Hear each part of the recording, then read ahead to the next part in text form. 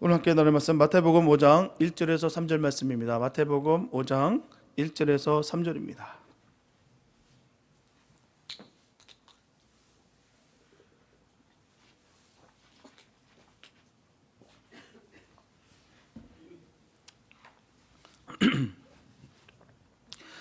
마태복음 5장 1절에서 3절입니다. 우리 주님의 귀한 말씀 한 목소리로 함께 합독하시겠습니다. 시작.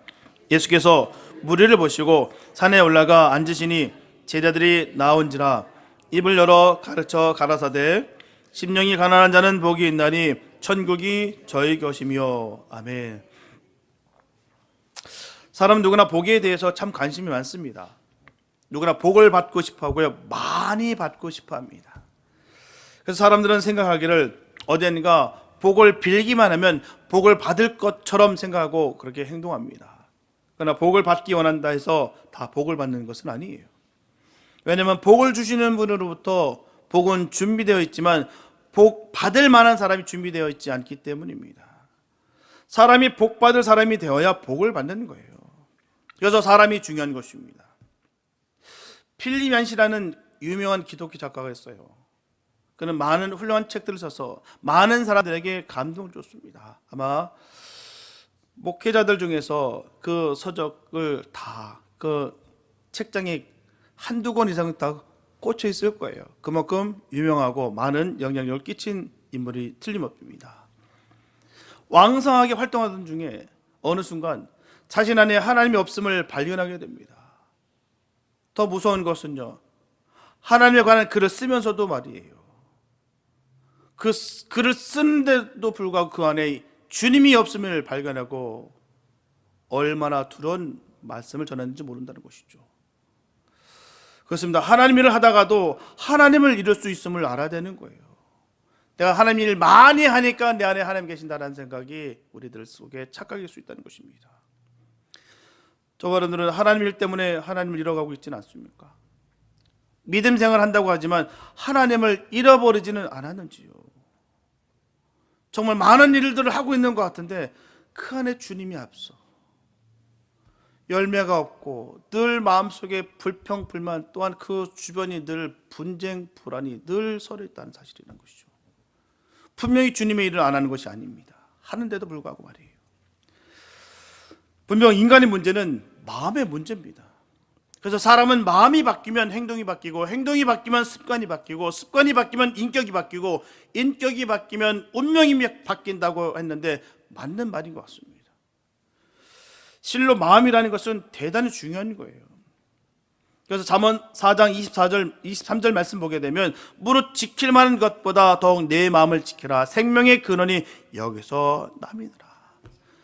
이렇게 말씀하시면서 무엇보다도 마음의 중요성을 깨우쳐 주고 있다는 거예요. 주님은 오늘 하늘의 진리를 가르치면서 복된 삶의 근원이 바로 마음에 있음을 분명히 가르쳐 주십니다. 오늘 본문 말씀 보게 되면 뭐라고 되어 있습니까? 마음과 영혼이, 바로 심령이 가난한 자는 복이 있나니 천국이 저희 것이며, 또한 마음이 청결한 자는 복이 있나니 저희가 하나님을 볼 것이다 라는 말도 있습니다. 이처럼 마음이라는 것은 실로 중요한 거예요. 마음이 천국을 소유하게 하고요, 마음이 하나님을 보게 합니다. 특히 어떤 삶의 자리에서든지 진실되고 흔들림 없는 마음, 온유하고 겸손한 마음, 자비와 긍휼의 마음, 모든 것에 감사하고 모든 것을 사랑할 줄 아는 마음은 참으로 귀한 거예요. 하지만 세상은 사람들을 평가할 때 그가 무슨 일을 하는가, 일은 잘하는가 등등으로 판단합니다. 그래서 사람들은 일이 곧 자기라고 착각하기 일쑤예요. 그래서 늘 거기에 매물려 있고 붙잡혀 있습니다. 그것은 껍데기일 수 있다는 거예요. 그리고는 사람들은 점점 더 껍데기에 관심을 집중하며 살아간다는 것입니다. 이 시대의 판단과 정죄는 모두 드러나는 것에 대한 것뿐이에요. 그리고 바로 여기서부터 상실은 찾아오는 것입니다. 기억해야 됩니다. 그 어떤 일도 외적인 것으로도 진정한 만족, 체험을 줄 수가 없습니다. 체험은 바로 하나님과 함께 있을 때만 누릴 수 있는 거예요. 우리의 심령이 주님으로 채워야 될 줄 믿습니다. 체험은 소유나 그 어떤 것에 의해서 얻어지는 것이 아닙니다. 바로 하나님을 바라볼 수 있을 때 찾아오는 거예요. 그래서 하나님은 일보다도 드러난 것보다도 그 안을 주시한다는 것입니다. 내면입니다. 중심을 보신다는 거예요.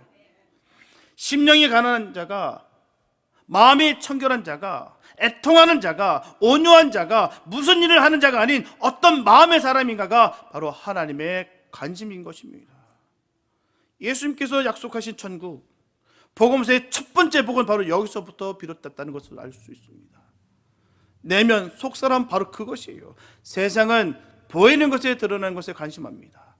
그러나 하나님은 어떻습니까? 내면, 속사람에 관심하신다는 거예요. 하나님은 세상의 변화보다도 인간의 변화에 더 관심이 있으십니다. 왜냐하면 천국은 내면적인 것이기 때문이에요. 저와 여러분들은 무엇을 보십니까? 저와 여러분들이 자주 입에 올리는 것은 과연 어떤 것들입니까? 저와 여러분들은 자신을 보십니까? 심령이 가난하십니까? 하나님을 갈망하는 마음이 있으십니까? 하나님이 내 안에 거하십니까? 하나님을 갈망함으로 인한 애통이 있으십니까? 하나님으로부터 받아진 그 온유함이 있으십니까? 긍휼한 마음이 있으시냐고요. 다른 것들은 잠시 놓으시기 바랍니다. 남에게서 눈을 떼시기 바랍니다. 그리고 자신의 심령을 바라보시기 바랍니다. 성령님께서 의존하여 자신 속에 하나님이 거하시는지를 꼭 보시기 바랍니다. 가장 중요한 거예요. 주님이 내 안에 계셔야 돼요. 천국은 겉사람에는 속사람에 의해서 소유되는 거예요. 대개 성도의 삶의 원리를 말할 때 마태복음 5장에서 7장까지 기록을 통해서 잘 설명하고 있습니다. 이것이 바로 기독교 도덕의 뿌리라고 불려지는 바로 산상수훈인 것입니다. 다시 말씀드리면 천국 대헌장이라고도 합니다. 그 산상수훈의 시작은 바로 심령이 가난한 자에 대한 설명부터 시작이 됩니다. 그렇다면 심령이 가난하다는 것은 어떤 의미일까요? 먼저 가난하다는 단어는 헬라 원어로 프로코스라고 하는데요, 이 단어는 철저하게 가난한 상태를 말합니다. 그냥 가난 아닙니다. 철저하게 가난한 상태, 바로 파산지경, 절대적 파산지경에 처한 절대적인 가난을 말하는 거예요. 이런 상황에 있는 사람들은 다른 사람의 도움에 의지하지 않고선 생존 그 자체가 불가능합니다. 이것이 본문에서 말하는 가난을 말하는 거예요. 그래서 무엇보다도 하나님의 사람들에게 있어서 소중하고도 귀한 마음은 가난한 마음입니다. 가난한 마음이야말로 하나님 나라의 주인 되는 마음이기 때문이에요. 가난한 마음이야말로 우리의 삶과 세상을 하나님의 나라로 바꾸는 근원적인 힘인 것입니다. 그러면서 주님께서 말씀하시는 그 가난한 마음, 심령이 가난한 마음, 우리가 들은 바는 많이 있는데 많이 놓치고 삽니다. 이 뜻이 뭔지도 모르고 그렇게 살아갈 때가 얼마나 많은지 몰라요. 구약 성경에서 가난이라는 초기에는 물질적 가난만 얘기했습니다. 그래서 과부, 고아 등 가난한 자에 대한 특별한 배려와 관심, 구약 성경 전체에 다 배어 있습니다. 그러나 구약 후기에 와서는 좀 더 의미가 넓어졌어요. 가난한 자란 물질적으로 궁핍한 자뿐만 아니라 하나님을 향해서 실로 곤고한 자, 하나님 앞에 가련하고 빈곤한 자까지 더 포함됐다는 거예요. 이것이 보편화되어서 신약시대에 와서는 물질적, 영적 가난을 다 의미하게 됐습니다. 이런 맥락에서 주님은 심령이 가난한 자는 복이 있나니라고 말씀하시는 거예요. 그리고 더 나아가서 이런 마음을 가진 사람들만이 하나님 나라의 주인이 된다라고 말씀하시는 거예요. 너무나도 중요한 말씀이 아닐 수가 없습니다. 심령이 가난해야 하나님 나라의 주인이 된다는 것이죠. 누가복음 18장에 보게 되면 어느 날 바리새인과 세리가 공교롭게도 같은 시간에 성전에 나와 기도합니다. 바리새인은 내심 다른 사람들보다도 하나님의 말씀을 더 잘 지킨다는 그 자부심을 갖고 있었어요. 율법을 철저히 지키고 거룩한 생활을 하고 있었습니다. 한편 세리는 어떻습니까? 매국노입니다. 손가락질 당하는 쓰레기 같은 저주 같은 그런 존재입니다. 바리새인은 자신만만하게 성전 맨 앞자리까지 들어가더니 두 손을 번쩍 들고 머리를 하늘을 쳐들고는 눈을 뜨고 기도하기 시작합니다. 하나님, 나는 이 세상의 사람들과는 구별되는 사람들입니다. 토색하거나 간암하거나 악한 일을 하는 사람과 다릅니다. 일주일에 2번 금식하고요, 11조를 꼬박꼬박 바칩니다. 분명히 예수님은 심령에 무엇인가를 가득 담고 있는 사람을 마음이 푸한 자라고 말씀하셨어요. 교회는요, 원형 경기장이 아닙니다. 원형 경기장 아시죠? 그 안에 검투사들이 서로 죽고 죽이는 그런 경기를 하는 곳이 원형 경기장입니다. 때로는 동물과 싸움을 붙여서 승자를 가리고요, 끊임없이 서로 죽고 죽이는 그 일들이 이루어진 곳이 원형 경기장입니다. 교회는 원형 경기장이 아니에요. 최선을 다해 열심을 내는 것은 너무나 바람직한 일입니다. 하지만 절대로 경쟁하는 곳이 아닙니다. 사랑하고 화목하고 섬기는 것이 교회입니다. 누구도 예수님 앞에 당당할 수 있는 사람이 없어요. 마음과 생각 속에 경쟁의식, 욕심, 명예, 욕망, 기타 등등 이것이 있으면 심령이 부자, 아니 재벌입니다. 영국의 신학자 겸 케임브리지 대학 영문학 교수였던 C.S. 루이스는 이렇게 말하고 있습니다. 자신을 다른 사람과 비교하면서 내가 선하고 더 거룩하다고 생각할 때마다 영적 교만이라고 하나님이 선언하셨고, 그런 교만은 하나님을 대적하는 인간의 악한 마음 상태를 드러내는 것이다. 이것을 꼭 기억하라. 하나님을 대적하는 마음의 상태가 바로 교만이에요. 마음에 무엇인가를 가득 담고 하나님 앞에 나아가는 것이 교만입니다. 바로 바리새인이 이와 같이 했다는 거죠. 이와 같은 사람을 말하는 거예요. 외식하는 사람들 말하는 것입니다.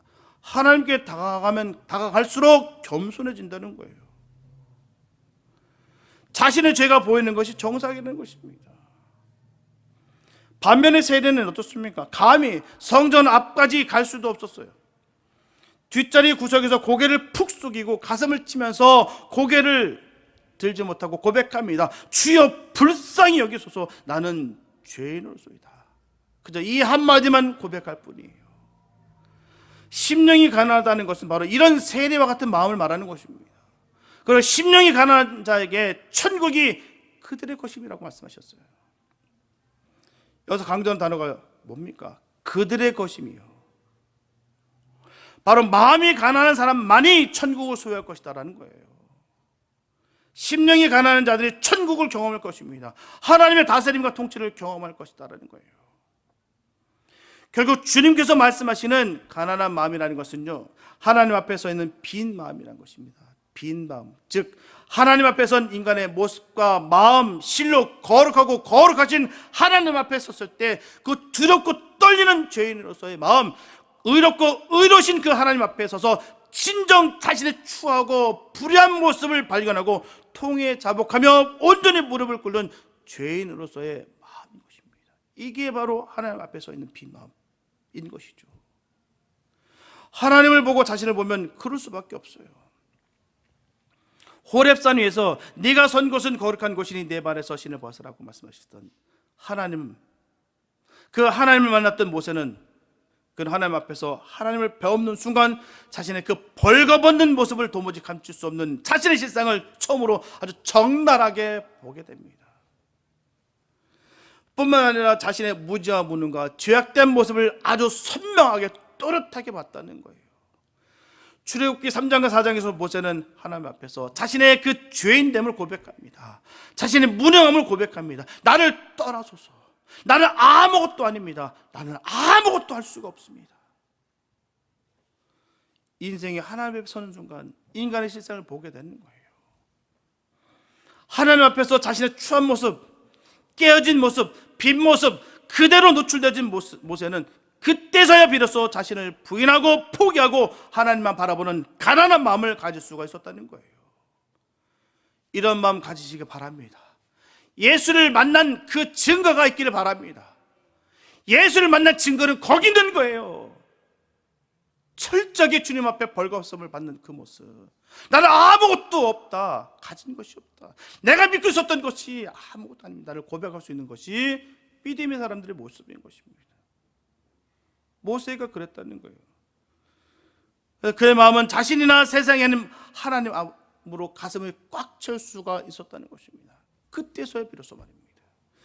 자신의 경험, 자신의 지혜, 자신의 능력, 자신의 꿈이 아닌 바로 하나님의 지혜, 하나님의 능력, 하나님의 비전으로 온전히 채울 수 있는 가난한 심령을 가질 때 비로소 하나님의 사람이 되는 거예요.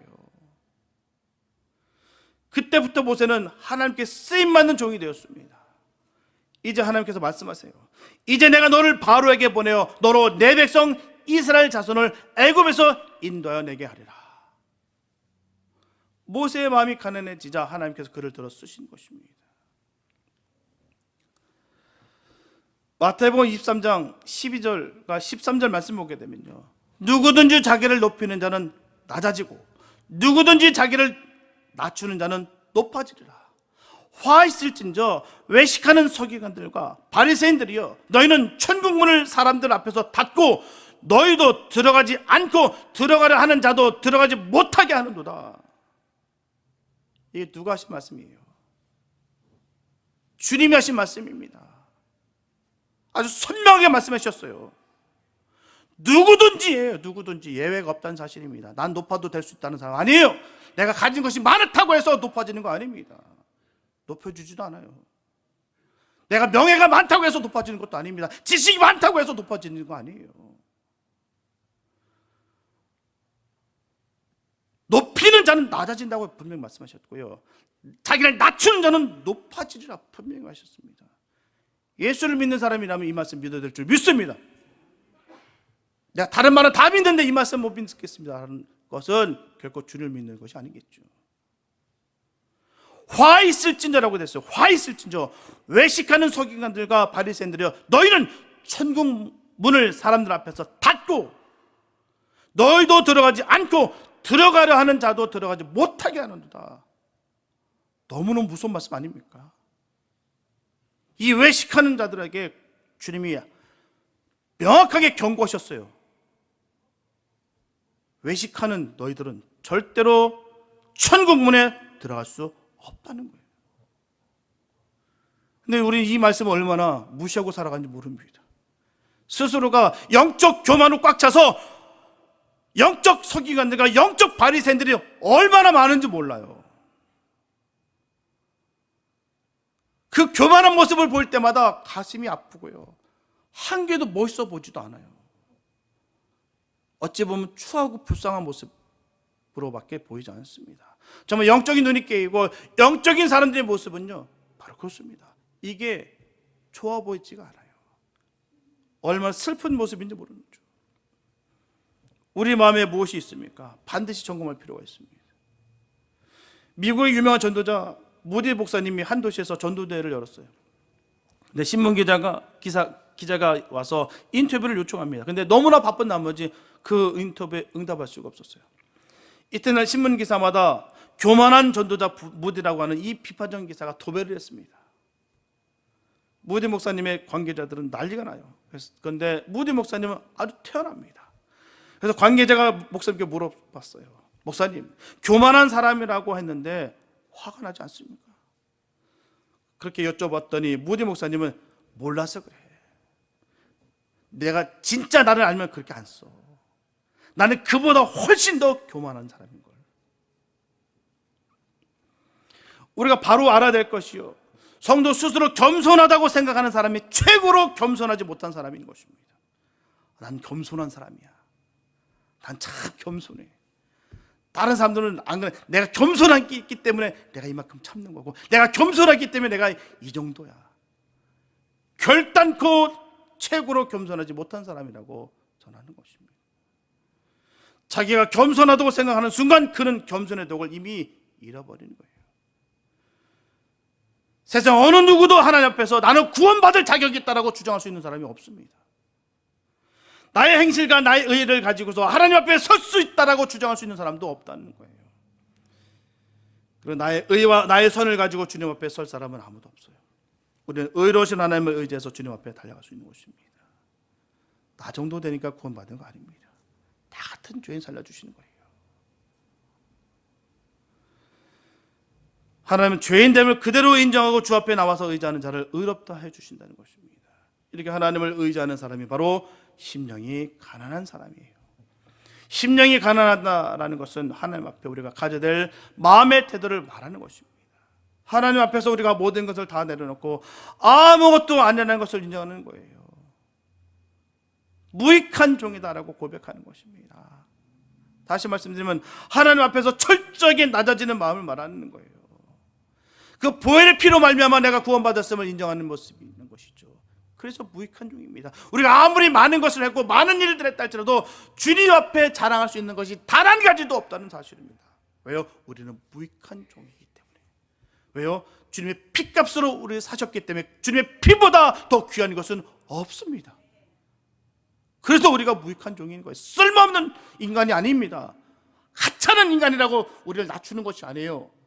그 피에, 주님의 피의 권능에 비해서 우리는 아무것도 한 일이 없다라고 믿음의 고백한 것이죠. 이런 믿음의 고백할 수 있는 복 있는 사람 되시길 축복합니다. 주님 앞에 나는 아무것도 할 수 없습니다. 나는 무익한 종입니다. 마땅히 할 일을 했을 뿐입니다.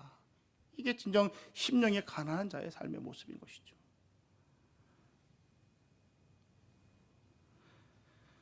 철저하게 하나님께 복종하고 철저하게 하나님의 은혜와 자비를 구하는 것을 말하는 거예요. 사도 바울은 철저하게 심령이 가난한 삶을 살았던 사람이었습니다. 그는 빌립보 3장에서 자신이 자랑할 만한 모든 것들을 설명하면서 히브리인 중에 히브리인이었고 바리새인이었으며 율법에 어르는 흠이 없다라고 전했습니다. 그리고 최고의 문벌을 가진 가말렐의 제자였다는 거예요. 이러한 사도 바울이 다메섹 도상에서 부활하신 주님을 보고 난 후로 그는 자기의 모든 자랑거리를 배설물로 다 버렸습니다. 왜요? 지금까지 내가 이게 전부라고 움켜졌는데 알고 보니 주님 앞에 내가 똥이었구나. 아무런 가치가 없었구나. 깨닫게 됐다는 것이죠. 그의 서신을 읽어보면 그의 생애 끝까지 싸웠던 싸움은 뭐였습니까? 자만을 향해 싸움이었어요. 교만을 위한 싸움이었습니다. 일반적으로 자랑할 만한 능력이 있는 사람은 어느 누구나 그 자랑할 만한 것을 의식합니다. 그래서 하나님을 의지하고 갈구하기보다는 자기가 가지고 있는 능력을 사용합니다. 그걸 믿어요. 그의 모든 것을 거기에 투자합니다. 그래서 모든 영광을 입으로는 주님께 돌리지만 사실은 자기 자신에게 돌리는 경우가 너무나도 많다는 거예요. 사도 바울은 이것을 너무나 잘 알고 있었습니다. 그래서 사도 바울은 예수님을 생애를 통해서 예수님 닮기를 간절히 소원했다는 거예요. 빌립보서 2장 5절에서 8절 말씀 보면 너희 안에 이 마음을 품으라 곧 그리스도 예수의 마음이니 그는 근본 하나님의 본체시나 하나님과 동등됨을 취할 것으로 여기지 아니하고 오히려 자기를 비워 종의 형체를 가지사 사람들과 같이 되셨고 사람의 모양으로 나타나 자기를 낮추시고 죽기까지 복종하셨으니 곧 십자가에 죽으심이라. 하나님이신 예수님이 인간의 몸으로 오신 것만이라도 너무나도 엄청난 사건이었지만 우리를 위해서 십자가에 죽기까지 복종하셨다는 거예요. 이것이 바로 예수님의 겸손입니다. 곧 예수님의 마음이요 심령이 가난한 마음입니다. 자기를 비워 종의 모습인 사람의 모습으로 낮아지고 자기를 낮춰 죽기까지 복종하신 그 예수님이야말로 심령이 가난한 마음의 전부라는 거예요. 요한복음 14장 10절에 보면 내가 아버지 안에 거하고 아버지는 내 안에 계신 것을 내가 믿지 않느냐. 내가 너에게 이르는 말은 스스로 하는 것이 아니라 아버지께서 내 안에 계셔서 그의 일을 하시는 것이라. 이 말씀은 한마디로 내가 스스로 하는 것이 아니라 아버지께서 내 안에 계셔서 그의 일을 하시는 것이라. 그 뜻입니다. 예수님께서도 바로 성자 하나님 되시는 이 예수님께서도 하나님께 절대로 의존한다고 말씀하셨어요. 이것이 바로 심령이 가난하다는 의미입니다. 19세기 영국 고아들의 아버지였던 조지 밀러 목사님에게 이런 어떤 사람이 성공의 비결을 물었어요. 조지 밀러 목사님 대답하십니다. 그날은 내가 철저하게 죽는 날이었습니다. 평판, 선택, 조함, 실험, 미움, 원망 등이 전부 죽게 되었고 그것에 대해서 조금도 개의치 않게 되었습니다. 또한 이 세상과 그 칭찬이나 비난에도 완전히 죽었습니다. 또한 형제나 친구들의 칭찬이나 비난에도 완전히 죽었습니다. 그날 이후 나는 하나님께서 어떤 칭찬을 하실까라는 데만 마음을 쓰는 사람으로 바뀌었습니다. 이처럼 조지 밀러 목사님의 성공은 그가 완전히 죽고 변화된 날에서부터 시작됐다는 것을 알 수가 있습니다. 우리가 심령이 가난하려면 내가 죽어야 돼요. 내 자아가 죽어야 됩니다. 나는 죽고 예수가 사셔야 되는 거예요. 오늘 보면요, 교회들도 많고 프로그램도 많고 교인들도 많지만 가난한 마음을 가진 성도와 교회를 찾아보기가 너무 어렵습니다. 요즘은 모든 것이 다 부유해지고 풍요해지고 있습니다. 그러나 그럴수록 마음은 더욱더 피폐해지고 교만해지고 있다는 거예요. 무릎으로 이루어지는 가난한 마음을 상실하고 부유해지는 것이 오늘날 교회와 우리 자신의 큰 문제입니다. 주님으로부터 심한 꾸지람과 질책을 들었던 이 라오디게아 교회의 아픔을 우리 다시 한번 생각해 보시기 바랍니다. 내가 말하기를 나는 부자라 부유하며 부족한 것이 없다 하나 내 곤고한 것과 가련한 것과 가난한 것과 눈먼 것과 벌거벗은 것을 알지 못하는도다. 주님이 그 라오디게아 교회를 책망하셨어요. 하나님의 역사로 새로운 역사의 지평을 열었던 이 초대교회는 은과 금은 없었지만 예수 그리스도의 정신과 가난한 마음이 있었습니다. 그것이 그들의 힘이었고요, 능력이었습니다. 그러나 현대교회는 중세교회처럼 은과 금은 많은 교인과 훌륭한 건물, 잘 정비된 조직, 탁월한 프로그램 등은 많이 가지고 있습니다. 그러나 하나님 원하시는 복받은 마음인 이 가난한 마음이 없다는 거예요.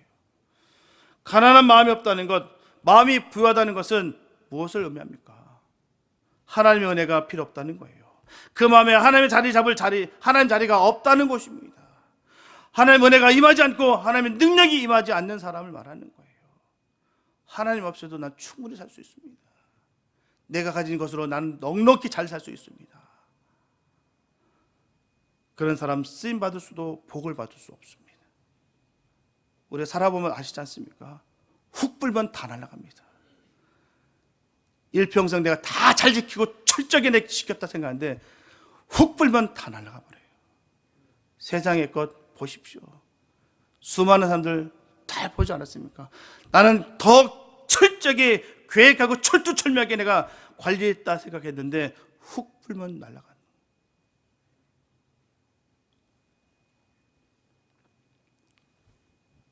화로다 나여 망하게 되었도다. 주여 나를 떠나서서 나는 죄인입니다. 하나님 앞에서 자신의 실상을 발견하는 사람은 이와 같은 고백할 수밖에 없습니다.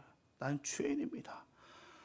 너무 끔찍한 죄를 짓고 살아간 저는 천한 존재입니다. 나를 떠나소서. 어찌 감히 주님 앞에 제가 설 수 있겠습니까? 하나님 떠나소서. 나는 죄인입니다. 이게 바로 주님을 만난 믿음의 사람들의 고백인 거예요. 하나님 앞에서 자신의 실상을 발견함으로 이와 같이 고백할 수 있기를 바랍니다. 주님 안에서 내가 어떤 존재라는 것을 깨닫는 사람이 복 있는 사람인 거예요. 죄와 상관없는 삶을 살 수 있는 복 있는 삶을 살 수 있는 것이죠. 온갖 죄라는 죄는 다 짓고 있으면서도 불구하고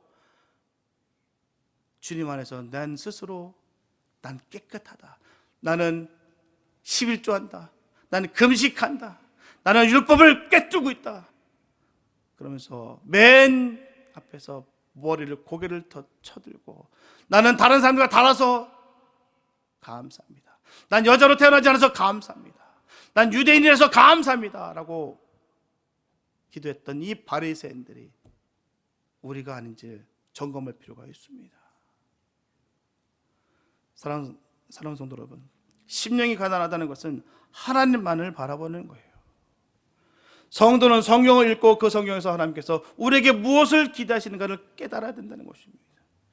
복음서에서 기록된 그대로 예수님을 바라봐야 될 줄 믿습니다. 주님을 바라보면 볼수록 우리를 스스로 부족하다는 것을 느끼게 된다는 거예요. 누군 바보라서 와서 주님 앞에 나와서 기도합니까? 뭐 세상에 그 많은 죄를 졌다고 해서 주님 앞에서 통에 자복하면서 가슴을 찌면서 그렇게 기도합니까? 영적으로 깨이면 그렇게 돼 있어요. 정말 믿음의 사람이라고 하면 그렇게 돼 있습니다. 그래서 우리가 가짜와 진짜는 그렇게 구별되는 거예요. 우리가 판단할 것은 아니지만 주님께서 구별하실 것을 믿고 우리는 지혜가 거기서 나와야 되는 것입니다. 정말 진짜라고 한다면 내 마음에서 참하게 터져나오고 있습니다. 나를 건져내 주신 그 사랑, 그 은혜가 임하게 됐다는 사실입니다. 고개를 들 수 없고 하나님 앞에 늘 겸손하고 영혼을 대할 때마다 교만한 것이 아니라 그 영혼을 바라볼 때마다 주님이 그 영혼을 바라보는 그 시선을 내가 알기에 함께 사랑할 수 있고 섬길 수 있는 것이죠. 억지로 인위적으로 누가 보니까 강요해서 하는 것이 아니라 너무나도 마땅하게 기쁨으로 감사함으로 그 일을 할 수 있다는 것이죠. 그럼 복 있는 사람 되시기 바랍니다. 내 안에 수많은 죄 덩어리들 다 버리시기 바랍니다. 절대 가난함과 아주 빈 공허함을 느끼지 않고서는 하나님을 바라볼 수가 없습니다.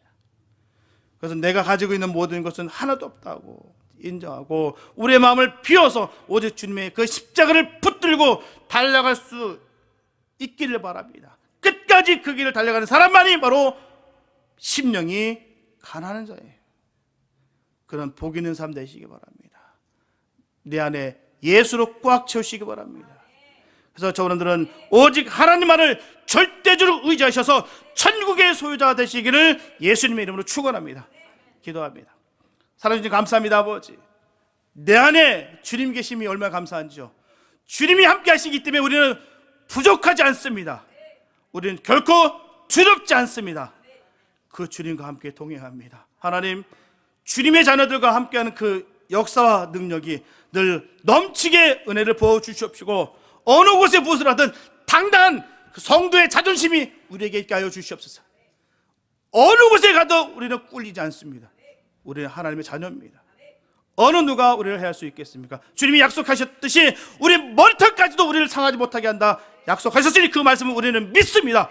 하나님, 당당하게 담대하게 주님 그 말씀 붙잡고 나가는 주의 자녀들 복을 허락하여 주시고 능력을 허락해 주시고 영역의 영역을 더하여 주시옵소서. 늘 승리의 삶을 살아갈 수 있는 복이 든 자 되게 하여 주실 것을 간절히 믿사옵고 우리를 구원하신 예수님의 이름으로 기도했습니다.